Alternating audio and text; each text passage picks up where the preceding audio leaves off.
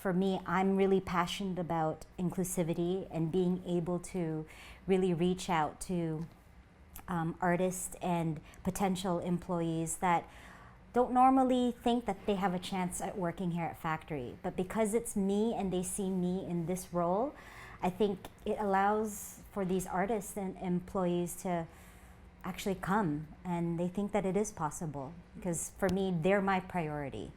And that's just natural, being who I am, right? So I not only practice inclusivity and diversity, I am that. I'm a walking poster of that. So because the Factory has done that. When it comes to kind of, the overall messaging, when I became the artistic director of Factory, it was important that, when they hired me, or even before they hired me, that was something I put on the table. My priorities would be staging diversity, that I would be putting on the stages the Canadian experience in a very prismatic way.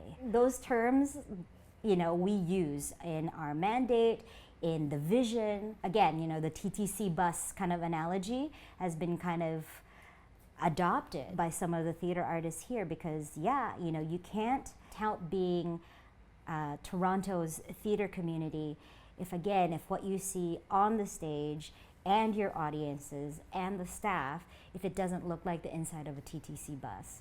That's huge, and that's really accessible to our general public to get an idea of the kinds of stories we tell here at Factory, and the kinds of plays that I'm interested in investing in, and the kinds of artists that I'm interested in investing in as well. So, it's also helpful to define diversity. And so I often say, yes, ethnicity, skin color, but that also includes gender, sexuality, class. That's a big thing, and I think that's taken for granted as well. When we're looking for artists to nurture, to grow, like that next generation of artists and storytellers, and even established or veteran artists, I always ask them, try and think of the Canadians' experience in full color. Really, don't bound your imagination in just kind of the typical conventional way. Really imagine your world in full color.